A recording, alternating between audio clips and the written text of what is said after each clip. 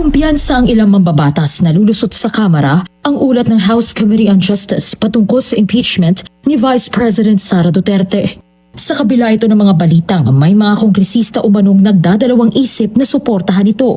Ayon kay ACT Teachers Portal List Representative Antonio Tinio, isa sa mga nagsusulong ng impeachment ni VP Sara, patunay ang unanimous vote ng House Committee on Justice na mayroong probable cause o sapat na batayan ng impeachment para lumusot ito sa plenaryo.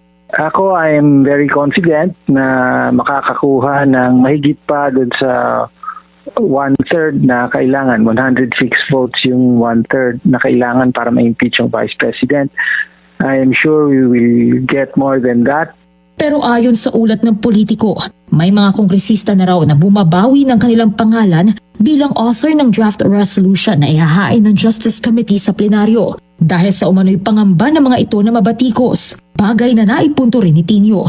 Sa kabila nito, tiwala ang kongresista na mas matimbang ang lakas ng ebidensya para suportahan ang magiging articles of impeachment laban sa bise. So, pwedeng may mga umatras no sa pag-author, lalo na alam natin yung mga taga Mindanao nag-worry sila dahil sa patuloy na mataas na ratings ng Vice Presidente. Nakafocus dun sa mga may malinaw na batayan, di ba? At natalakay ito ng mabuti sa nakaraang mga hearing ng Committee on Justice. So I think yung aaprobahang resolution at articles of impeachment ay magiging matibay na dokumento na ipadadala sa Senado. Nanindigan din si Kabataan Party List Representative Rene Co na isa rin sa mga miyembro ng komite na walang dahilan para hindi lumusot sa plenaryo ang magiging articles of impeachment laban kay VP Sara. Sa isang mensahe sa BNC, nanindigan si Co na hindi katanggap-tanggap ang unexplained wealth ng bise at ang higit 6.7 billion pesos na kabilang sa mga umano'y suspicious transactions na hindi nito idineklara sa kanyang salin. Ngayong Lunes, inaasahang aaprubahan ng Justice Committee ang kanilang ulat na siyang magtatakda ng articles of impeachment laban kay VP Sara. Sa oras na maaprubahan ito ng komite, isasama na ito sa order of business ng Kamara para maisalang sa deliberasyon sa plenaryo. Kumpiyansa ang ilang mambabatas na lulusot sa Kamara ang ulat ng House Committee on Justice patungkol sa impeachment ni Vice President Sara Duterte. Sa kabila ito ng mga balitang may mga kongresista umanong nagdadalawang isip na suportahan ito. Ayon kay ACT Teachers Portal List Representative Antonio Tinio, isa sa mga nagsusulong ng impeachment ni VP Sara, patunay ang unanimous vote ng House Committee on Justice na mayroong probable cause o sapat na batayan ng impeachment para lumusot ito sa plenaryo. Ako, I am very confident na makakakuha ng mahigit pa doon sa 1/3 na kailangan. 106 votes yung 1/3 na kailangan para ma-impeach yung Vice President. I am sure we will get more than that. Pero ayon sa ulat ng politiko, may mga kongresista na raw na bumabawi ng kanilang pangalan bilang author ng draft resolution na ihahain ng Justice Committee sa plenaryo dahil sa umano'y pangamba ng mga ito na mabatikos, bagay na naipunto rin ni Tinio. Sa kabila nito, tiwala ang kongresista na mas matimbang ang lakas ng ebidensya para suportahan ang magiging articles of impeachment laban sa bise. So, pwedeng may mga umatras no sa pag-author, lalo na alam natin yung mga taga Mindanao nag-worry sila dahil sa patuloy na mataas na ratings ng Vice Presidente. Nakafocus dun sa mga may malinaw na batayan, di ba? At natalakay ito ng mabuti sa nakaraang mga hearing ng Committee on Justice. So I think yung aaprobahang resolution at articles of impeachment ay magiging matibay na dokumento na ipadadala sa Senado.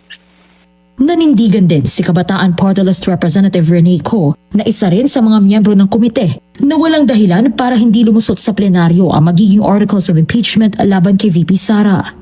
Sa isang mensahe sa BNC, Nanindigan si Ko na hindi katanggap-tanggap ang unexplained wealth ng bise at ang higit 6.7 billion pesos na kabilang sa mga umano'y suspicious transactions na hindi nito idineklara sa kanyang salin. Ngayong Lunes, inaasahang aaprubahan ng Justice Committee ang kanilang ulat na siyang magtatakda ng articles of impeachment laban kay VP Sara. Sa oras na maaprubahan ito ng komite, isasama na ito sa order of business ng Kamara para maisalang sa deliberasyon sa plenaryo. Kumpiyansa ang ilang mambabatas na lulusot sa Kamara ang ulat ng House Committee on Justice patungkol sa impeachment ni Vice President Sara Duterte. Sa kabila ito ng mga balitang may mga kongresista umanong nagdadalawang isip na suportahan ito. Ayon kay ACT Teachers Portal List Representative Antonio Tinio, isa sa mga nagsusulong ng impeachment ni VP Sara, patunay ang unanimous vote ng House Committee on Justice na mayroong probable cause o sapat na batayan ng impeachment para lumusot ito sa plenaryo. Ako, I am very confident na makakakuha ng mahigit pa doon sa 1/3 na kailangan. 106 votes yung 1/3 na kailangan para ma-impeach yung Vice President. I am sure we will get more than that. Pero ayon sa ulat ng politiko, may mga kongresista na raw na bumabawi ng kanilang pangalan bilang author ng draft resolution na ihahain ng Justice Committee sa plenaryo dahil sa umano'y pangamba ng mga ito na mabatikos, bagay na naipunto rin ni Tinio. Sa kabila nito, tiwala ang kongresista na mas matimbang ang lakas ng ebidensya para suportahan ang magiging articles of impeachment laban sa bise. So, pwedeng may mga umatras no sa pag-author, lalo na alam natin yung mga taga Mindanao nag-worry sila dahil sa patuloy na mataas na ratings ng Vice Presidente. Nakafocus dun sa mga may malinaw na batayan, di ba? At natalakay ito ng mabuti sa nakaraang mga hearing ng Committee on Justice. So I think yung aaprobahang resolution at articles of impeachment ay magiging matibay na dokumento na ipadadala sa Senado. Nanindigan din si Kabataan Portal List Representative Rene Co na isa rin sa mga miyembro ng komite na walang dahilan para hindi lumusot sa plenaryo ang magiging articles of impeachment laban kay VP Sara. Sa isang mensahe sa BNC, nanindigan si Co na hindi katanggap-tanggap ang unexplained wealth ng bise at ang higit 6.7 billion pesos na kabilang sa mga umano'y suspicious transactions na hindi nito idineklara sa kanyang salin.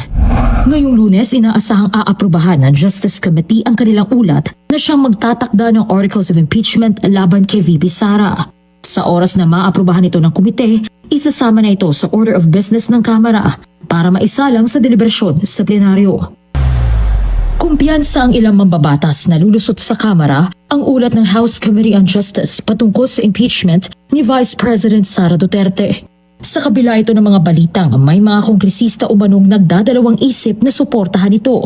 Ayon kay ACT Teachers Portal List Representative Antonio Tinio, isa sa mga nagsusulong ng impeachment ni VP Sara, patunay ang unanimous vote ng House Committee on Justice na mayroong probable cause o sapat na batayan ng impeachment para lumusot ito sa plenaryo. Ako, I am very confident na makakakuha ng mahigit pa doon sa 1/3 na kailangan. 106 votes yung 1/3 na kailangan para ma-impeach yung Vice President. I am sure we will get more than that.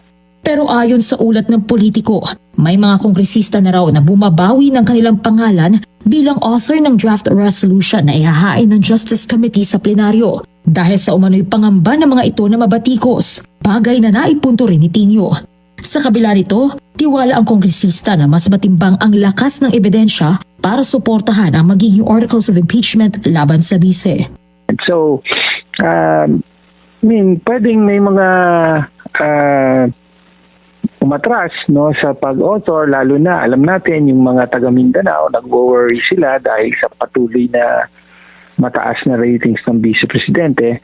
Nakafocus dun sa mga may malinaw na batayan, di ba?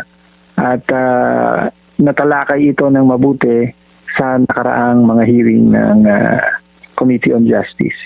So I think yung aaprobahang resolution at articles of impeachment ay magiging matibay na dokumento na ipadadala sa Senado. Nanindigan din si Kabataan Party List Representative Rene Co na isa rin sa mga miyembro ng komite na walang dahilan para hindi lumusot sa plenaryo ang magiging articles of impeachment laban kay VP Sara. Sa isang mensahe sa BNC, nanindigan si Co na hindi katanggap-tanggap ang unexplained wealth ng bise at ang higit 6.7 billion pesos na kabilang sa mga umano'y suspicious transactions na hindi nito idineklara sa kanyang salin. Ngayong Lunes, inaasahang aaprubahan ng Justice Committee ang kanilang ulat na siyang magtatakda ng articles of impeachment laban kay VP Sara. Sa oras na maaprubahan ito ng komite, isasama na ito sa order of business ng Kamara para maisalang sa deliberasyon sa plenaryo.